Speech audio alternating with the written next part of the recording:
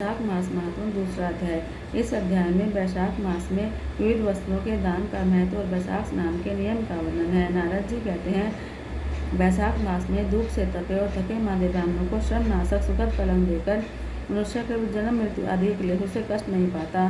जो वैशाख मास में पहनने के लिए कपड़े और बिछावन देता है, वह उसी जन्म में सब भोग से संपन्न हो जाता है, समस्त पापों से रहित होकर मोक्ष को पाता है। जो तिनके की बनी या अन्य खजूर आदि के पत्तों की बनी हुई चटाई दान करता है, उसकी चटाई पर साक्षात भगवान विष्णु सोते हैं। चटाई देने वाला बैठने और बिछाने आदि में सब भोग से सुख पाता है। जो सोने के लिए चटाई और कंबल देता है, वह उतने से ही मुक्त हो जाता है।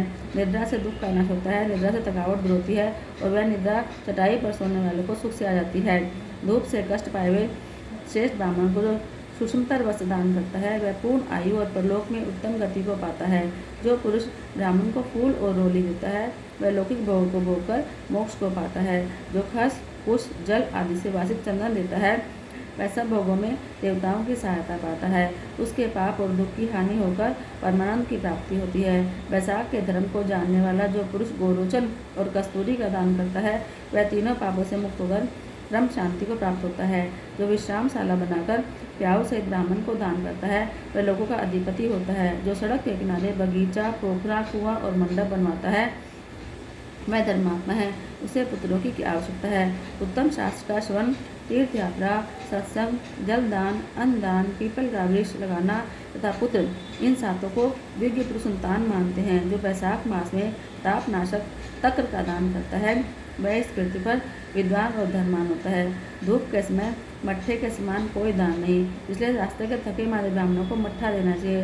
जो वैशाख मास में धूप की शांति के लिए दही और खांड दान करता है, वह विष्णु प्रिय वैशाख मास में जो स्वच्छ चावल देता है, वह पूर्ण आयु और संपूर्ण यज्ञ का फल पाता है। जो पुरुष ब्राह्मण के लिए गो का घी अर्पण करता है, वह अश्वमेध यज्ञ का फल पाकर विष्णु लोक में सुख से रहता है। जो दिन के ताप की शांति के लिए सायंकाल में ब्राह्मण को ऊख दान करता है, उसको अक्षय पुण्य मिलता है। जो वैशाख मास में शाम को ब्राह्मण के लिए फल और शरबत देता है, उसके इस पितरों को निश्चय अमृत पान का अवसर मिलता है। जो वैशाख के महीने में पके हुए आम के फल के साथ शरबत देता है, उसके सारे पाप निश्चय ही नष्ट हो जाते हैं। जो वैशाख के अमावस्या को पितरों के उद्देश्य से कस्तूरी, कपूर, बेला और खस के सुगंध से वासित शरबत से भरा हुआ घड़ा दान करता है, वह 96 घड़े दान करने का फल पाता है। वैशाख में तेल लगाना, दिन में सोना, कांसे के पात्र में भोजन करना, खाट पर सोना, घर में नहाना, निषिद्ध पदार्थ खाना, दोबारा भोजन करना, रात में खाना, ये 8 बातें छोड़ देनी चाहिए। जो वैशाख में व्रत का पालन करने वाला पुरुष पद्म पत्ते में भोजन करता है, वह सब पापों से मुक्त हो विष्णु लोक में जाता है।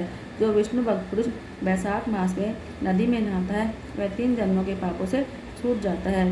जो सुबह सूर्योदय के समय किसी समुद्रगामी नदी में स्नान करता है, वह 7 जन्मों के पाप से छूट जाता है। जो मनुष्य 7 गंगाओं में से किसी एक में भी सुबह स्नान करता है, वह करोड़ों जन्मों के पापों से मुक्त हो जाता है। गंगा, गोदावरी, यमुना, सरस्वती, कावेरी, नर्मदा और वेणी, ये 7 गंगा हैं। वैशाख मास आने पर जो सुबह बावलियों में स्नान करता है, उसके महापातकों का नाश हो जाता है। कंद, मूल, फल, शाक, नमक, गुड़, बेर, पत्र, जल और तक्र जो भी वैशाख में दिया जाए, वह सब अक्षय होता है।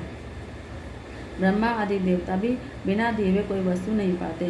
जो दान से हीन है, वह निर्धन होता है। अतः सुख की इच्छा रखने वाले पुरुष को वैशाख मास में अवश्य दान करना चाहिए। सूर्य देव के मेष राशि में आने पर भगवान विष्णु के उद्देश्य से सुबह स्नान करके भगवान विष्णु की पूजा करनी चाहिए। कोई महिरथ नामक एक राजा था, जो कामनाओं में आसक्त और अजितेंद्रिय था। वह वैशाख मास में नहाने से ही वैकुंठ धाम को चला गया। वैशाख मास के देवता भगवान मधुसूदन है, अतः यह एक सफल मास है। वैशाख मास में भगवान विष्णु की प्रार्थना का मंत्र इस प्रकार है। मधुसूदन देवेश वैशाखे मेषगे रघु, प्रातः स्नानम करिष्यामि निर्विघ्नं कुरु माधव। हे मधुसूदन, हे देवेश्वर माधव, मैं मेष राशि में सूर्य के स्थित होने पर वैशाख मास में सुबह स्नान करूँगा, अतः आप मेरा काम निर्विघ्न पूरा कीजिए। फिर अर्घ्य प्रदान करें। वैशाखे मेषगे भानो प्रातः स्नान परायण, अर्घ्य देहम प्रदास्यामि गृहान मधुसूदन। सूर्य के मेष राशि पर आने पर वैशाख मास में प्रातः स्नान के नियम में लगकर मैं आपको अर्घ्य देता हूँ। हे मधुसूदन, इसको ग्रहण कीजिए। इस प्रकार अर्घ्य देकर स्नान करें। फिर वस्त्रों को पहनकर संध्या तर्पण आदि सब कार्य करके वैशाख मास में विकसित होने वाले पुष्पों से भगवान विष्णु की पूजा करें। उसके बाद वैशाख मास में महात्मा को सूचित करने वाले भगवान विष्णु कथा सुने। ऐसा करने से करोड़ों जन्मों के पाप से मुक्त होकर मोक्ष को पाता है। यह शरीर अपने अधीन है, जल भी अपने अधीन है, साथ ही अपने जीवा भी अपने वश में है। अतः इस स्वाधीन शरीर से स्वाधीन जल में स्नान करके स्वाधीन जीवा से हरि इन 2 अक्षरों का उच्चारण करें। जो वैशाख मास में तुलसी दल से भगवान विष्णु की पूजा करता है वह विष्णु की सायुज्य मुक्ति को पाता है। अतः अनेक प्रकार के भक्ति मार्ग से और भांति भांति के व्रतों द्वारा भगवान विष्णु की सेवा और उनके सगुण या निर्गुण स्वरूप का निर्णय चित्त से ध्यान करना चाहिए। बोलो श्री कृष्ण चंद्र भगवान की जय।